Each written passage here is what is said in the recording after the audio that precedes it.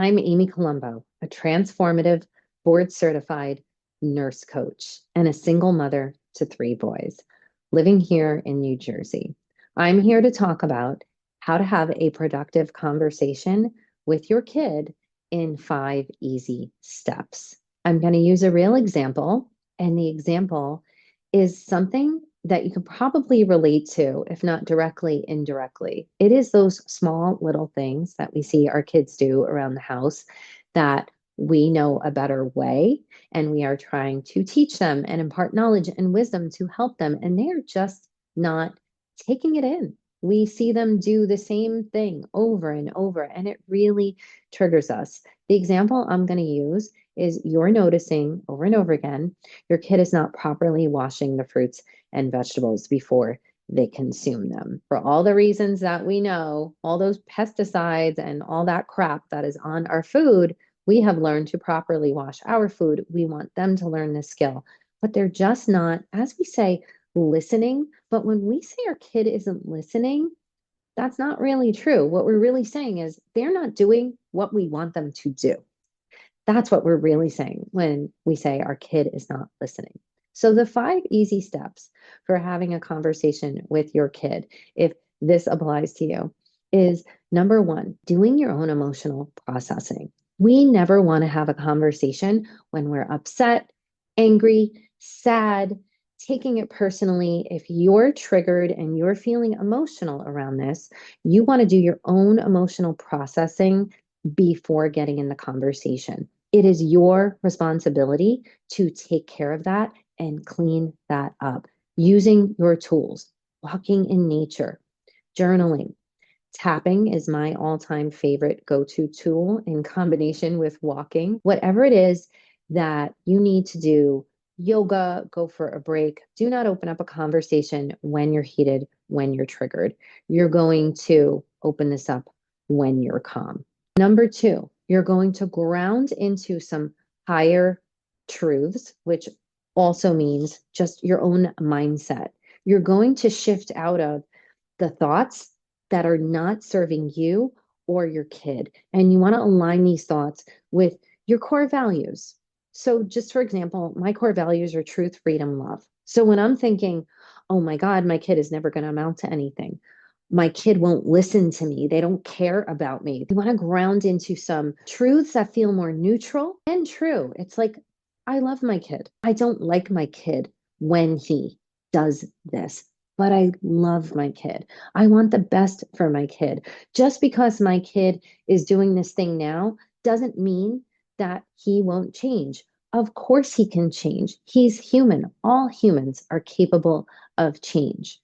And when we ground into thoughts that feel more neutral and more affirming in our body and are not catastrophizing the situation, because I'm sure 99% of these situations are not actual emergencies or need to be catastrophed, which is why I say do your own emotional processing and cleanup work first.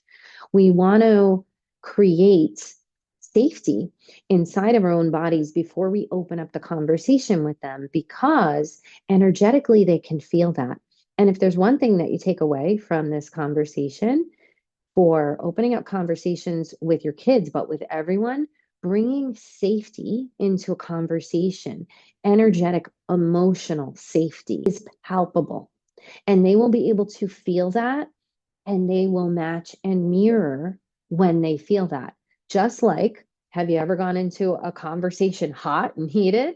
What happens? People get defensive. They might even brace physically and get ready for a fight or get ready to defend. When we are talking to our kids, the relationship, the connection is always the priority. So getting clear on your intention. My intention is not to push my kid further away. My intention is always to draw them closer to a connection. And how can I do that? Well, by cleaning up your own emotions and thoughts about your kid, seeing your kid as inherently good inside, and separating them as a human from this behavior. Because when we make them their behavior, we've already lost. We've already lost. So if your kid is like shutting down or not listening or not even wanting to be near you when you come. I like to say come at them because that's what I realized I was doing. I was coming at my kid in the moment and wanting to teach them a lesson when they have a life. They have things that are happening. They have things on their own mind. So by me just wanting to kind of bum rush a conversation on them when they're in the middle of their day, that's not actually giving them respect. So how can I expect it in return? So number one, doing your own emotional processing. Number two, doing your own thought cleaning work and regrounding into the truth, your core values, truth, freedom, and love, that you will love your kid and that the connection with you and your kid is more important than them agreeing with something. Number three, get clear their core values. So you want to step into their shoes. This is when, after you've done this work and you've gotten clear in your own, now step into their shoes. Actually become them.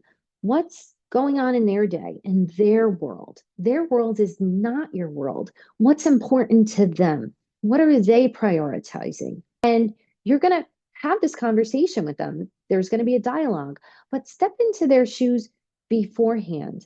This will help you when you step into the conversation. This will help them to feel seen and heard. I mean, if there's anyone human in this world that knows your kid better than themselves, it's you. You're their mother, you're their father.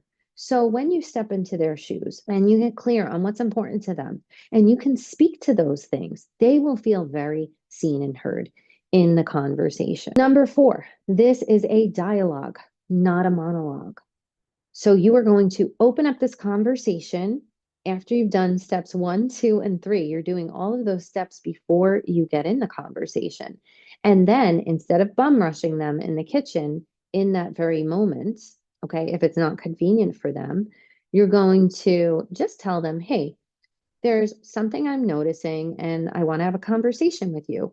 When can you sit down with me for 5 or 10 minutes and talk about something? However they respond, they respond. When I started doing this with my kids, I got all different responses. I've been told, yeah, I can talk later on today at this time.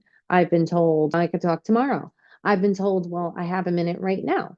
So sometimes it would catch them off guard and they would actually agree to the time. So instead of me just bum rushing my information on them in the moment and expecting them to be receptive to it, I'm actually giving them the respect, respecting their time, their day, their needs, and asking them when. When can you have this conversation with me? So now they've agreed to a conversation. They too are in a space to share, but also to listen. And once a conversation ensues, you're going to open it up in a way that sounds like this. Hey, we state what's important to us first. I want you to know that the most important thing that will come out of this conversation is our relationship. I care about our relationship. That is my priority and our connection. I'm noticing something. I'm noticing that when you're preparing fruits and vegetables for yourself, you're not washing them with water and baking soda like I do. And I'm just curious, can you share with me like what you know about fruits and vegetables and why you're not washing them? And let them tell you. They may never have thought about this. It may not even be a thought in their mind. They may have, but you're going to sit and you're going to listen and you're going to validate that you heard them. And you don't need to agree with whatever they think, whatever they say. This is not necessary. Your kids do not need to think the same thoughts as you. This is a higher truth mindset work that you can do on your own. But listen and then validate. I hear you. I hear that this is not a priority for you. I hear that it's just not something that you're thinking of. Okay, well, now I seek permission. Can I share what I know about not washing fruits and vegetables? And then you're seeking permission. Now, when I've done this, almost every time I've gotten a yes. So again, when you seek permission, they're open to what you're going to say next. I'm not just bum rushing this education that I know best on them. They've agreed to hearing what I have to say. So now I can share with them what I know about washing fruits and vegetables. Maybe I can share with them my own personal experience of how it's disrupted my own stomach.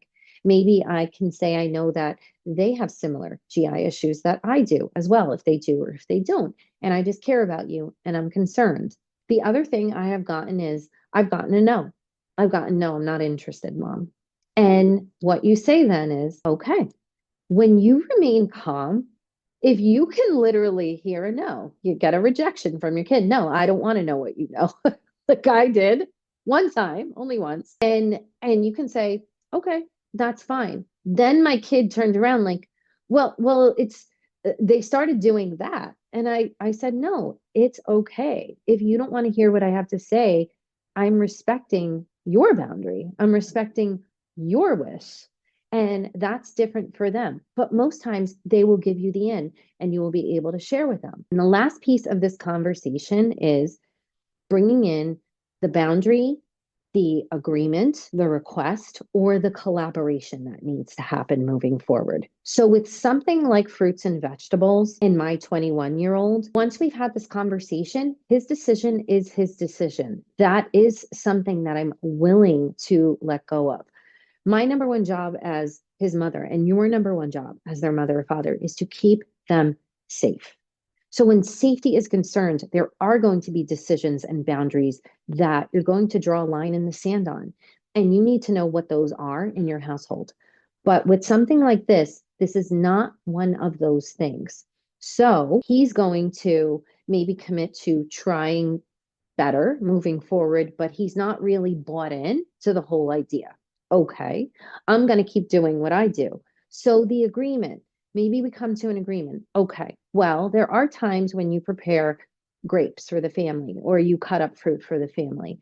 Can we agree that when you're preparing fruit and vegetables for the family, when you're helping me with dinner, that you will wash them in this way? And that is a reasonable compromise. So I've taught this concept to my 9-year-old, and he understands this, that compromise is when we both give in a little. So I don't get my way and you don't get your way, but we come to an agreement and we're both left with like okay, I can live with that. That's what a compromise is. It's a collaboration. And that is showing mutual respect for each other. So in summary, the 5 steps. Number 1, do your own emotional processing.